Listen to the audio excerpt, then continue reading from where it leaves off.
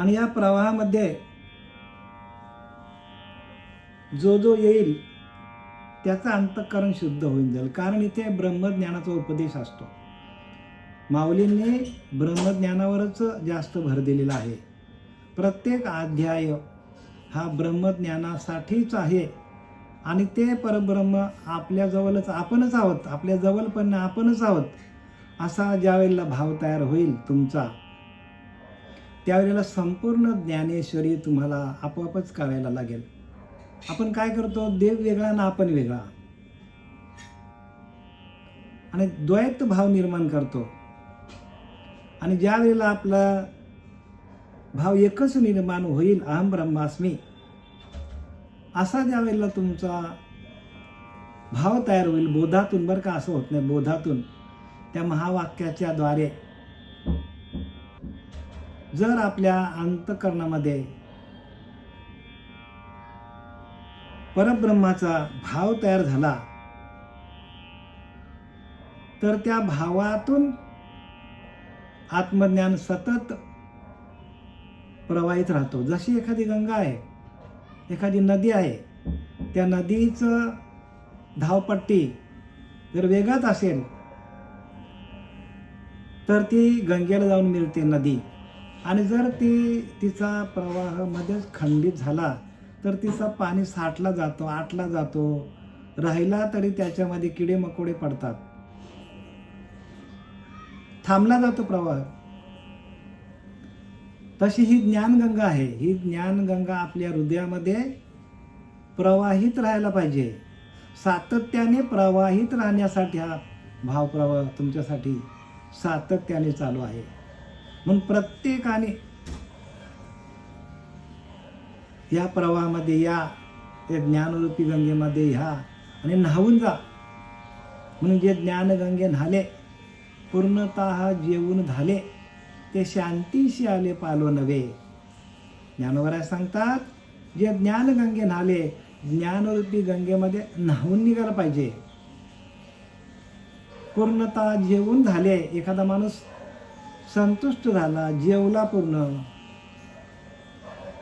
तर त्याला समाधान मिळतो. आणि तो अर्धवट जेवला, उपाशी राहिला तर त्याला समाधान सुख मिळत नाही. तसं हे ज्ञान आपण ऐकत गेलो, सातत्याने आपण ग्रहण करत गेलो ज्ञान, तर त्या ज्ञानगंगेतून आपल्या अंतःकरणामध्ये सुख, समाधान, शांती नांदायला लागतो. पूर्णतः जेवून झाले म्हणजे काय, ते ज्ञान ग्रहण करून आपलं अंतःकरण शुद्ध, पवित्र होतो. शांतीशी आले पालो नव्हे, तर आपल्याकडे शांती निर्माण होते. जसं झाडाला जशी पालवी असते नवीन नवीन, आणि ती पालवी बघा किती सुंदर दिसते, नवीन नवीन पालं आली झाडाला, पालवी सुंदर दिसते, तशी आपल्याकडं शांती हळूहळू उदयाला येते. पण हे ज्ञानगंगे न्हाले, ज्ञानरूपी गंगेमध्ये आपण सातत्याने न्हावत आहोत. आणि ही अशीच प्रवाहित राहणारी ही ज्ञानगंगा आपल्या सर्वांच्या हृदयापर्यंत जाण्यासाठी श्री गुरुकृपेने सातत्याने अथतः प्रयत्न चालू आहेत. आणि त्या प्रयत्नांती परमेश्वर म्हणजे प्रयत्नाच्या अंतकाली परमेश्वर भेटतो. आपण आत्ता प्रयत्न केले, लगेच भेटेल का देव आपल्याला? अंती परमेश्वर किंवा यज्ञ तो देव जाणावा. यज्ञ म्हणजे यज्ञ म्हणून करत राहायचं. यज्ञ तो देव जाणावा. आपण यत्न केले तर तोच आपला देव आहे. आपण आता ओवीकडे वळूया. राजविद्या राजगुह्य योग अध्याय 9 आहे आणि यातील ओवी क्रमांक आहे श्लोक क्रमांक 5. नचमस्थानि भूतानि पश्य मे योगमैश्वरम भूतभृन्नत मुत्तस्थो ममात्मा भूतभावनः. भगवंत अर्जुनाला सांगतो, बघ अर्जुना, सर्व प्राणी वस्तुतः माझ्यामध्ये नाहीत. काय सांगतात? सगळे प्राणी माझ्यामध्ये नाहीत म्हणतो. जेवढे जेवढे प्राणी मात्र आहेत, जेवढे जेवढे भूत आहेत, ती माझ्या ठाई नाही आहेत. आणि पुढे काय सांगतात, माझे ईश्वर संबंधी स्वरूप पहा, मी सर्व भूतांचे धारण पोषण करणार आहे. पण मीच सगळ्या भूतांना काय करतो, धारण करतो, त्यांचं पोषण करतो आणि त्यांचा काय करतो, लय पण करणारा मी, सगळं करणारा मीच आहे. भगवंत बघा दोन्ही दृष्टीने सांगतात की भूतांच्या मध्ये मी नाही आहे, आणि सांगतात भूत माझ्या ठाई, भूतामध्ये मी नाही. भूत माझ्या ठाई पण भूतामध्ये मी अजिबात नाही म्हणतो. म्हणजे प्रत्येक प्राण्याच्या ठाई भगवंत सांगतो मी तुमच्यामध्ये ना. आपण सांगतो की नाही, आपण म्हणतो की नाही की हृदयामध्ये भगवंत आहे, पण इतर तर भगवंत सांगतो मी हृदयामध्ये नाही आहे. पण सर्व भूत माझ्या ठाई आहेत. काय सांगतात, सर्व जग माझ्या ठिकाणी आहे, सर्व जग माझ्याच ठिकाणी आहे, पण मी भूतामध्ये नाही. पण मी भूतांच्या ठिकाणी नाही म्हणतात. मग आता याला उत्तर काय, याला उत्तर तुम्हाला मागच्या वेळेला मी सांगितलं की जोपर्यंत आपण आपल्या आतमध्ये असलेल्या त्या ज्ञान अग्नीला प्रज्वलित करत नाही, आपलं अंतःकरण शुद्ध करत नाही, जोपर्यंत लाकडावर लाकूड घासल्यावरच त्यातनं अग्नी निर्माण होतो, तसं जोपर्यंत आपण मंथन करत नाही, मंथुनी नवनीथा तैसे घ्या अनंता, वाया व्यर्थ कथा सांडी मार्ग. दुसऱ्याच अभंगात माऊली सांगतो, मंथुनी नवनीथा तैसे घ्या अनंता. म्हणजे आपल्याला मंथन करावं लागेल. जोपर्यंत आपण हृदय मंथन करावं लागेल, जी आपल्याला अनुग्रहाची क्रिया, प्रबोधाची क्रिया दिलेली आहे, त्या क्रियेचं मंथन केलं तरच आपल्याला भगवंत दिसेल. का भगवंत कसा आहे, वशे हृदयी देव तो जान ऐसा, नभाचे परिव्यापक जान तैसा, सदा संचला येत ना जात काही, पण तयावी न कोठे रिता ठाव नाही. बघा सगळीकडे तोच भरलेला आहे, तुमच्या आत बाहेर तोच हारी आहे. मग लोकांना दिसत का नाही, लोकांना त्याची अनुभूती येत का नाही, तर त्याचं उत्तर ज्ञानोबाराने हरिपाठामध्ये आताच तुम्हाला सांगितलं की मंथुनी नवनीता. जोपर्यंत मंथन करत नाही, आपण मंथन करायला शिका. आणि जे पंथ मंथन करत नाही ते सगळं वरवरच सांगतात. कारण मंथन केलं तर अग्नी प्रज्वलित होतो. अग्नी आहे, आपल्याकडेच आहे. जशी लाकडामध्ये अग्नी आहे, दिसतो का, दगडामध्ये अग्नी आहे, दिसतो का. पूर्वी जेव्हा माचीसचा शोध नव्हता तेव्हा लोक दगडावर दगड आपटून काय करायचं, अग्नी निर्माण करायचे, आणि मग त्याच्यातून आपलं जे काय अन्न धान्य पकवायचं, जे काय असेल, शिजवायचं असेल ते शिजवायचे. जंगलात काय करायचे, जंगलात शिकार करायचे आणि दगडावर दगड घासून अग्नी निर्माण करायचे, आणि मग तिथून त्यांचं ते जेवण वगैरे सगळं व्हायचं. आता आपण प्रगत देशामध्ये आहोत, विज्ञानामध्ये आपण आलोत, पण तरी पण आपण जोपर्यंत मंथन करत नाही तोपर्यंत आपल्याला भगवंताची प्राप्ती होणार नाही. भगवंत सांगतो, स्थूल दृष्टीने देखती माते, ते देखणेच नवे निरुते. म्हणजे या स्थूल शरीरातून भगवंताला बघता येत नाही.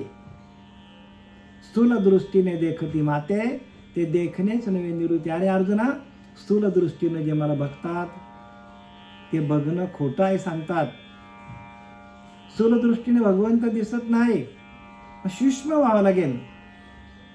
जैसे स्वप्नीचे ने अमृते अमर नव्हे की.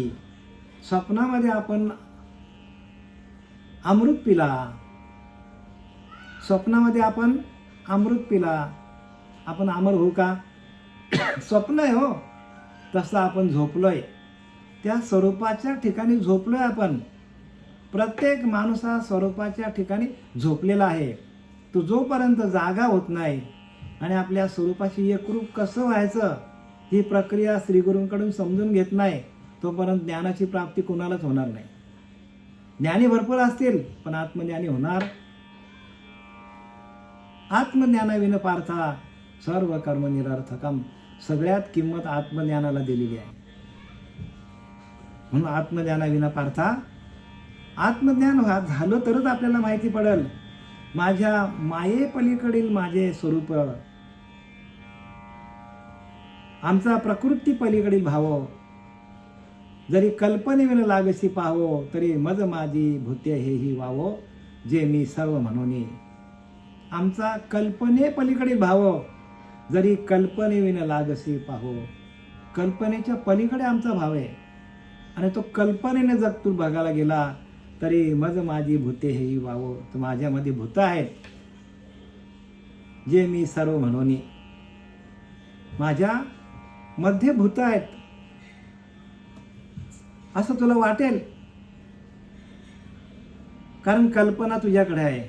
जोपर्यंत आपल्याकडे कल्पना आहे, बघा आपण ध्यानाला बसल्यानंतर आपल्याला कल्पना किती किती आपल्याला सतवतात. कसल्या कसल्या कल्पना येतात मनाकडे. दिवसभराचे केलेल्या कामाचे विचार, दिवसभरात एखादा आपल्याकडनं अपशकुन घडला, आपल्या हातातनं काही चांगलं कार्य घडलं, वाईट कार्य घडलं, सगळ्यांचं आपण काय करतो, सकाळी उठल्यावर ध्यान करायला गेलो तर आपल्या पिंडामध्ये ते सगळं आत्तापर्यंत अनेक जन्मामध्ये आपण केलेले जे काही कृत्य आहेत, जे काय आपल्याकडनं झालेले आहेत चांगले वाईट कर्म, ते कर्म माणसाला आडवे येतात. आणि म्हणून नामस्मरणातून जोपर्यंत आपल्या आतमध्ये असलेली पाप जळून जात नाही तोपर्यंत ज्ञानाची प्रगती होत नाही. लक्षात घ्या. ज्ञानाच्या प्रगतीला सुरुवात कधी होतो, आपल्या अनंत जन्मामध्ये आपल्याकडनं जी झालेली पाप आहेत ती एका क्षणात जळली पाहिजे. तृणाग्नी मेळ समरस झाले, तैसे नामे केले जपता हरी, किंवा नामसंकीर्तन साधन पाय सोपे, जळतील पापे जन्मांतरीचे ज्ञान. हे कशाला लिहिले? त्याच्यासाठीच लिहिले आहे. आपला अंतःकरण जोपर्यंत मलिन आहे, पापमय आहे, तोपर्यंत भगवंताची अनुभूती येत नाही. आणि म्हणून नामस्मरणे निरंतर त्याची जाणवे पुण्य शरीर. निरंतर नामस्मरण चाललं पाहिजे. नामस्मरणातून पापाचा भस्म होतो. भस्म नामाचं कामच ते आहे. आणि म्हणून कलियुगी उद्धार हरीच्या नामे असं का लिहिलंय? नामाचं एकमेव काम काय आहे तर आपल्या अनंत जन्मामध्ये या देहाकडून झालेली पाप आहेत ती एका क्षणात भस्म करून टाकतो. म्हणून नाम संकीर्तन साधन पाय सोपे, पण जळतील पापे एका जन्मीची सांगितले, 2 जन्मीची. अहो जेवढे जन्म झाले असतील तेवढे सगळ्या जन्माची एका क्षणात त्याचा पापाचा नाश होतो. जसं मी तुम्हाला मागे दृष्टांत दिला होता की एखाद्या गुहेमध्ये हजारो वर्ष गुहा बंद आहे. अगदी कृतायुगाची गुहा असेल, त्रेतायुगाची गुहा असेल, त्या गुहेमध्ये कोणी जात नाही, येत नाही, असे जंगल आहेत. आतापर्यंत या भूतलावर कोणीच गेलं नाही. आणि तिथे एखादा माणूस गेला, त्याने अनेक प्रयत्न केले अंधकार घालवायचे, जाईल का? शस्त्र घेऊन गेला, अस्त्र घेऊन गेला, जाईल का? नाही जाणार. पण एक तो फक्त टॉर्च घेऊन गेला किंवा एखादी माचीसची काडी घेऊन गेला आणि त्याने मशाल पेटवली, उजेड पडेल की नाही? एका क्षणात उजेड पडेल. तसं आपल्याकडे आपल्या अंतःकरणामध्ये झालेली जी पाप आहेत, मलिनता आलेली अनेक जन्मामुळे, अनेक जन्मामध्ये आपल्या माणसाकडून जी काय कृत्य झालेली आहेत त्या संपूर्ण कृत्याचा, कर्माचा आपल्या अंतःकरणावर जी काय मलिनता आलेली आहे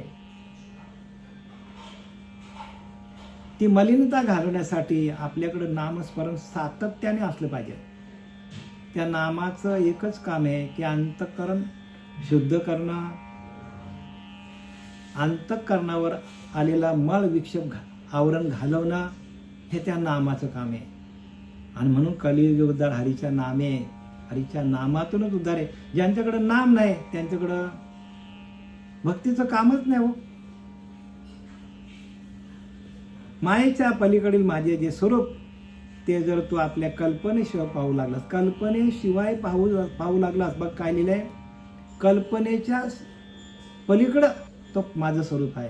जोपर्यंत आपल्याकडे ध्यानाला बसले आपल्याकडे कल्पना येतो तोपर्यंत आपल्याला आपला भाव नामाचा तयार होत नाही. म्हणून कल्पना जय सांडे तैची गा परमार्थ योग घडे, तैची गा संन्यास योग घडे. कल्पना गेली की तुम्ही देवाल. कल्पना आपल्यामध्ये आहेत आणि त्या कल्पनेचा आपल्याला बरं आता ऐका, अनुभव सांगतो अनुभवातून, श्री गुरु कृपेच्या अनुभवातून. जोपर्यंत आपण मूळाधारपासून ब्रह्मरंध्रापर्यंत जाण्याचा जो सरळ मार्ग आहे, मूळाधार स्वादिष्ठान मनी पुराणात विशुद्धी आज्ञे चक्र ब्रह्मरंध्र चक्र, हे सप्तचक्र भेदन करण्याचं जी प्रक्रिया आहे ती प्रक्रिया स्पष्टपणे जमली पाहिजे आपल्याला. मूळाधारपासून निघाल्यानंतर स्वादिष्ठान मणिपूर चक्रामध्ये जी अग्नी आहे ती अग्नी तयार झाल्यानंतर तिथे आपल्याला प्राणापानाची भेट होते आणि प्राणापानाची भेट झाली आणि ती झालेल्या भेटीतून आपण कारण देहामध्ये येताना अनाहत नादाचा आपल्याला अनुभव आहे. त्याच्यातून त्याचे पलीकडे गेलो आपण.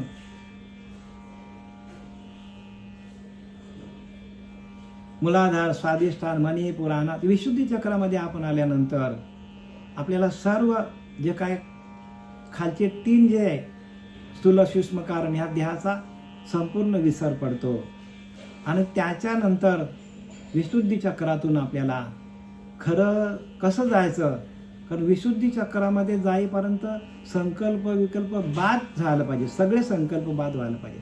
जे आपल्या मनामध्ये विचार येतात ते सगळे बाद व्हायला पाहिजे आणि तिथून आपल्याकडे आनंद स्वरूप अवस्था व्हायला पाहिजे आणि कुठलाच आकार यायला नाही पाहिजे, निराकार अवस्था. आणि तिथून जी अनुभूती येते त्या अनुभूतीला आपण काय व्हायला पाहिजे. म्हणून आपला स्थूल सूक्ष्म कारण हे देह आहेत, ह्या देहाचा निरसन जोपर्यंत होत नाही तोपर्यंत पुढची अभ्यास आपल्याला आपण किती पण केली तरी आपल्याला जोपर्यंत खाली आपल्याला अनुभूती येत नाही, खाली आपल्याला त्या कुंडलीला वरती कसं आणायचं आणि ती कुंडलीनी वरती आल्यानंतर तिला स्थिर करून मग पुढे कसं जायचं हे सांगणारे श्री गुरु आपल्या जीवनात येत नाही तोपर्यंत आपल्याला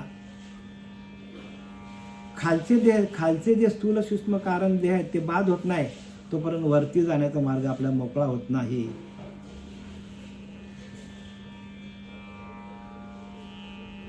मायेच्या पलीकडे माझे जे स्वरूप ते जर तू आपल्या कल्पनेशिवाय पाहू लागलात, बघा कल्पना जाय सांडे, कल्पना गेली पाहिजे आपली. कल्पनेशिवाय सांडू लागलास, काय लिहिलंय, कल्पना जायला पाहिजे. हो, कल्पनाच आपलं काय करते, कल्पनाच आपला घात करते. काय करते, कल्पनाच माणसाच्या मनाचा घात करते. कल्पना काय करते, माणसाला अनेक त्या मनपटलावर अनेक कल्पना निर्माण होतात आणि ते कल्पना आपल्याला पुढे जाऊन देत नाही. आणि म्हणून ज्ञानोबा सांगतात की संकल्प विकल्प जाई सांडे तैची गा परमार्थ योग घडे. संकल्प विकल्प गेले पाहिजे. साधना कशासाठी करायची, आपल्याकडे येणारे मनाकडे येणारे विचार जे आहेत ते थांबले पाहिजे. ते विचार जाऊन आपल्याकडं आपल्या सोहम साधनेचा विचार आपल्याकडे त्या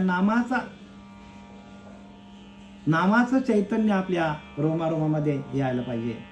तरच आपल्याला पुढे जाता येईल, अन्यथा जाता येणार नाही. नामाचं बरं का, म्हणून नामरूपी ज्याचे जडले चित्त त्याचा दास आणि अंकित. भगवंत सांगतो मी त्याची दासी भक्ती करेन.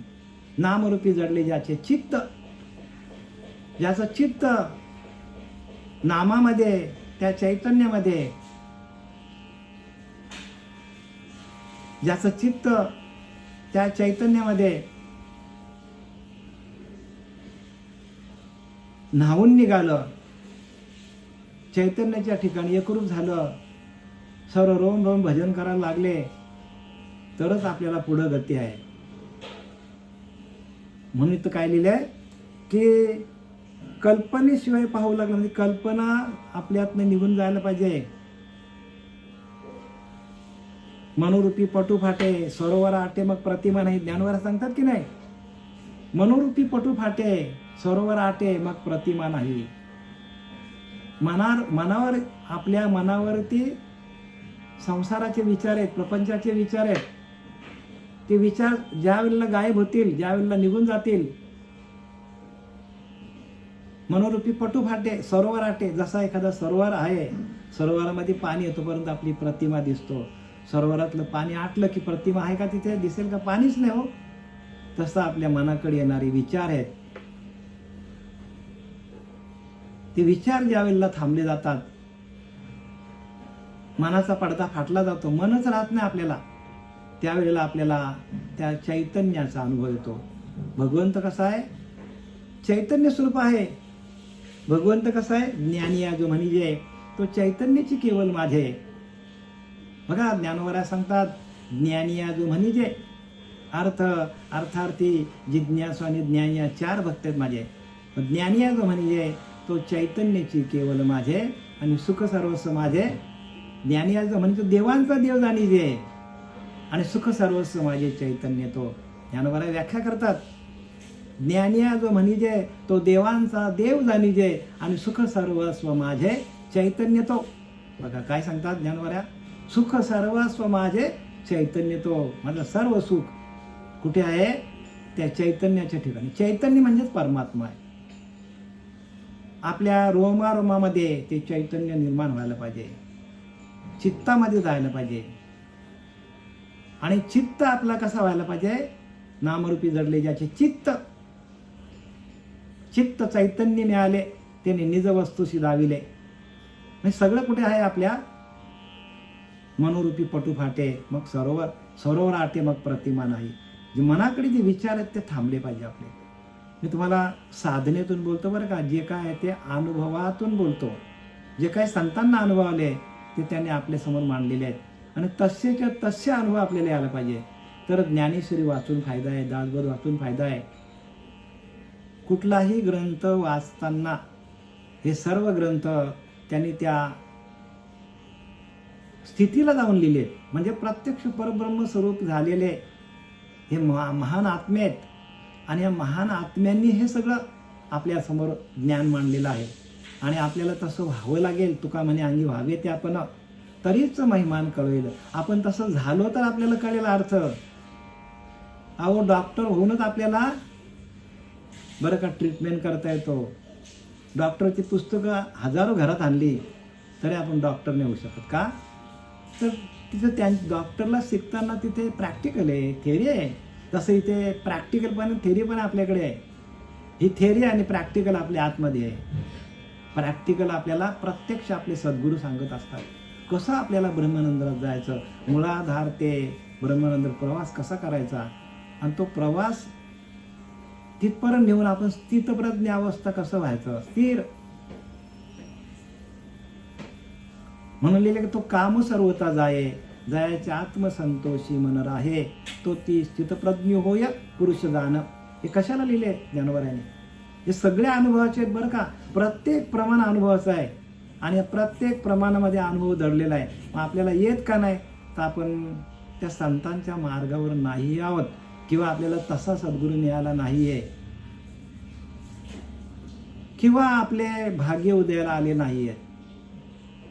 तिन्हीपैकी काहीतरी आहे बरं का. पण ते आपण त्याच्याकडे लक्ष घालायचं. करत राहा हो, करत राहायला पाहिजे. तर माझ्या ठिकाणी सर्व भूते आहेत बघा. कल्पना आहे तोपर्यंत माझ्या ठिकाणी भूते आहेत आणि जे तुला सांगितले ते सर्व खोटे आहे असे तुला भासेल, कारण सर्व मीच आहे. आता काय सांगतात ज्ञानोबऱ्या, तरी मज माझी भूते हेई वावो, जे मी सर्व म्हणून.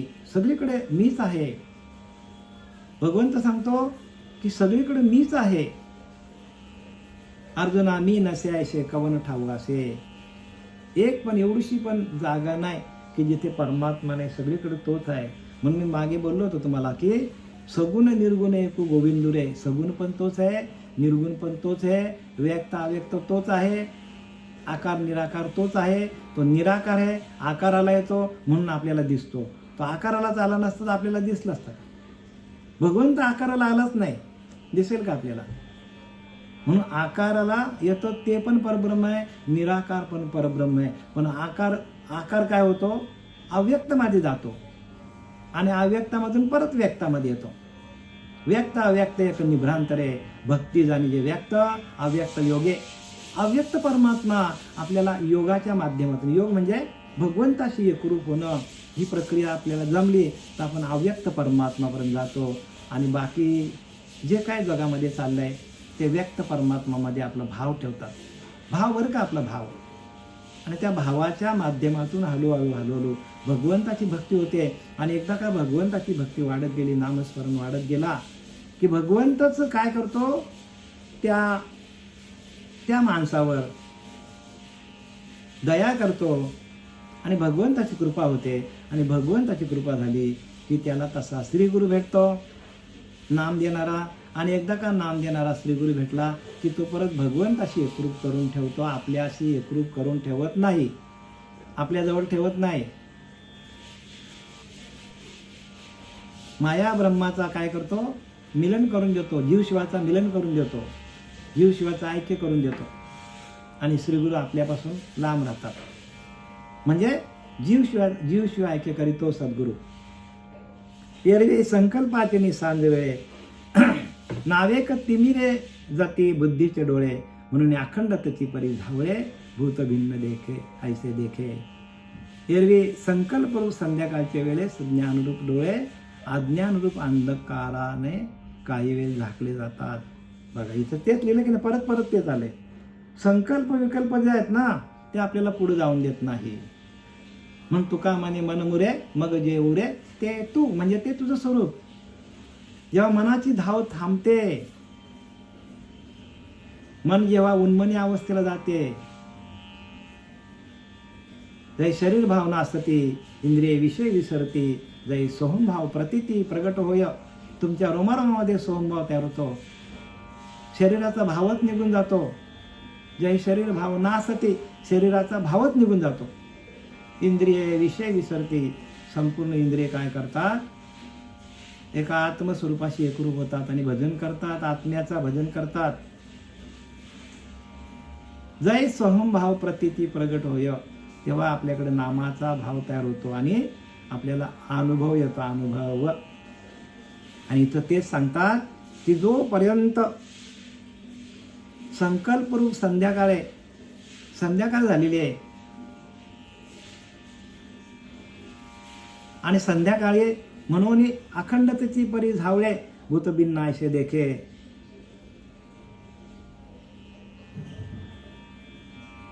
अज्ञानरूप अंधकाराने काही वेळेस झाकले जातात. म्हणजे जोपर्यंत आपल्याकडे अज्ञान आहे, अज्ञान म्हणजे काय?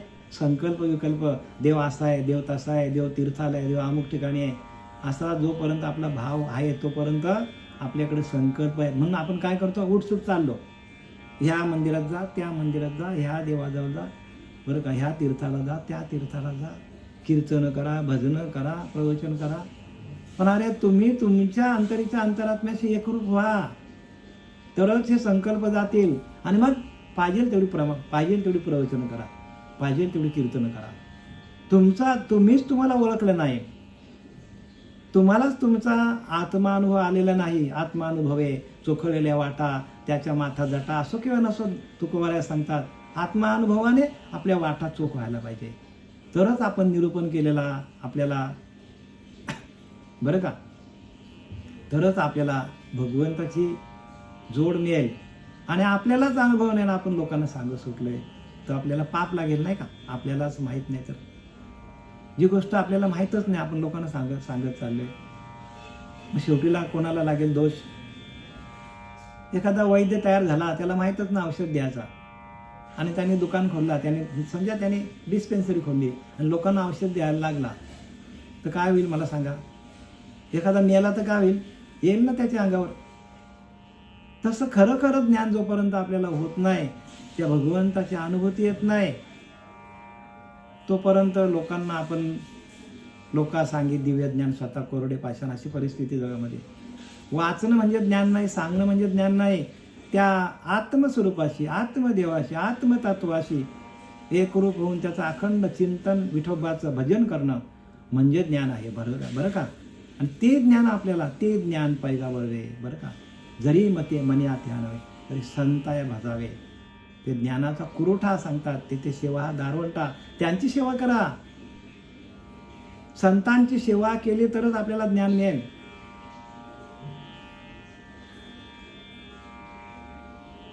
ते स्वाधीन करी सुभटावर. अरे ते सुभटा म्हणजे अर्जुना. अरे ते अर्जुन ते ओळखून त्यांना शरण जा. तरी तनु मनुजीवे चरणाशी लागाय बघा. अगरगत्य करावे दासी सगळं. कुठल्याही प्रकारचं गर्व न करताना संतांना शरण जा आणि संतांची सेवा कर. संतांची सेवा केली तरच हे ज्ञान प्रगट होईल.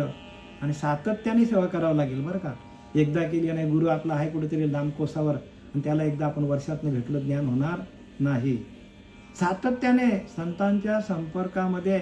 मग सत्समागम कशाला म्हणतात? संतांचा समागम करा, संत ओळखा. संत आपण ओळखले नाही आणि आपण कोणाला तरी संत समजलं, आपलं आयुष्य निघून जाईल. आणि शेवटीला आपण तो पण कोरडा ना आपण कोण कोरडेच. मग येथे कोणाचे बा काय गेले, ज्याचे त्याने अनहित केले, आपलाच आपण अनहित केलाय. संत ओळखायला शिका. तेची संत ज्यांचा हेत विठ्ठली बघा. जे अखंड आपल्याला नामस्मरण चालू करून देतात तेच संत असतात. अखंड बरं का.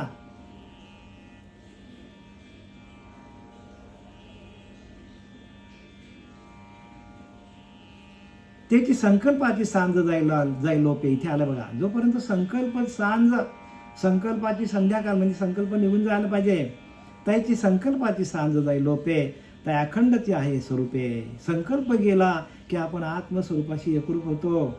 जैसे शंका आत खेवो लोपे, सावपन माळेचे. जसं आपल्याला संध्याकाळी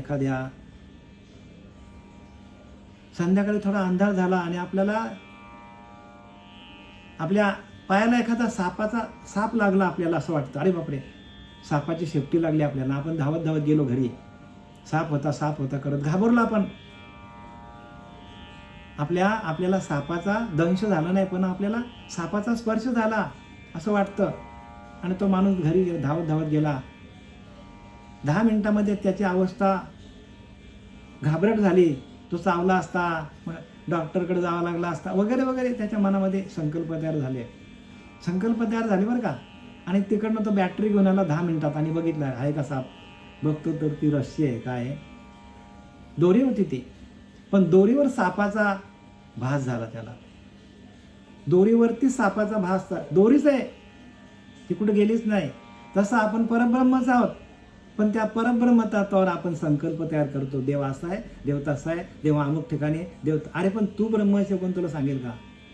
अहम ब्रह्मास्मी जाण. आपणच परब्रह्म आहोत. ती दोरीच शेवटपर्यंत. तिचा साप होऊ शकत नाही. तसं आपण परब्रह्मच आहोत. पण आपल्याकडे येणारे विचार जे आहेत ते संपूर्ण विचार आपल्यात निघून गेले आणि परब्रह्म स्वरूपाचं आपल्याला अनुभूती आली. आत्मसाक्षात्कार झाला. आपल्याच आत्म्याचा आपल्याला साक्षात्कार व्हायला पाहिजे. काय व्हायला पाहिजे?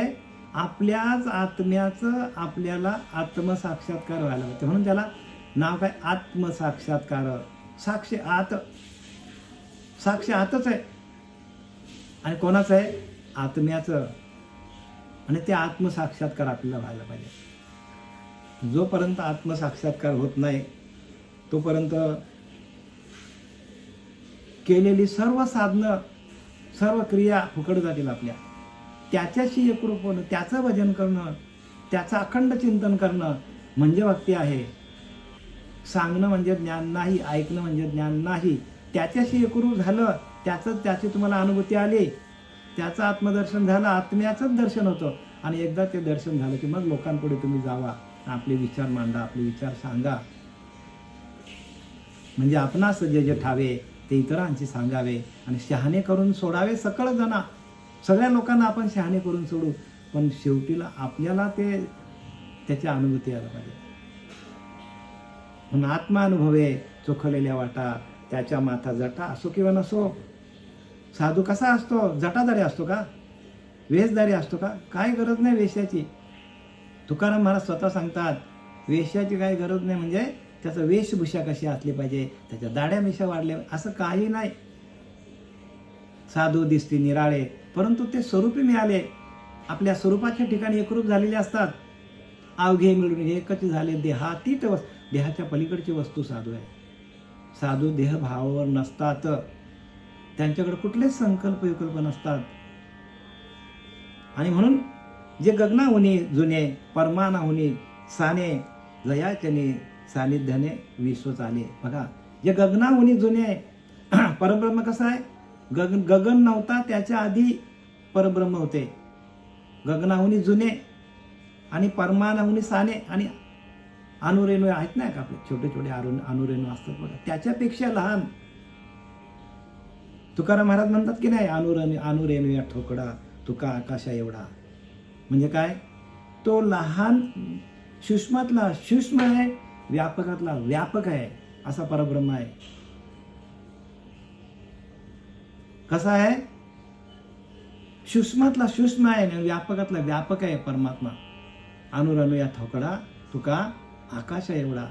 तुकारामांनी निघले की नाही, तसा आपल्याला आपलं अंतःकरण, आपलं मन व्हायला पाहिजे आणि आपल्याला त्याची अनुभूती यायला पाहिजे. तसं आपलं स्वरूप असतच असे सर्व काळ आपलं स्वरूप आहे. जरी आपला हा देह गेला तरी आपलं स्वरूप तसंच आहे. जरी देह नव्हता तरी आपला स्वरूप होता. देह आता तेव्हा बी नव्हता, आता पण नाहीये, याच्यानंतर पण देह नाहीये. तो स्वरूपच आपला आहे. आपण आत्मस्वरूपच आहोत, हे लक्षात घ्या. हा देह नव्हता तेव्हा पण स्वरूप होता. हा देह आधी पण नव्हता, आता पण नाही, नंतर पण नाही, बरं का. कारण हा 5 भूतांपासून बनलेला आहे आणि हा 5 भूतांचा नैवेद्य आपल्याला देवाला देता यायला पाहिजे. म्हणजे एवढं आपल्याला अनन्य भावाने भगवंताला शरण जावं लागेल, ध्यान करावं लागेल. बरंच काय सांगता येईल बरं का, पण आपल्याला वेळ आता संपलेली आपली.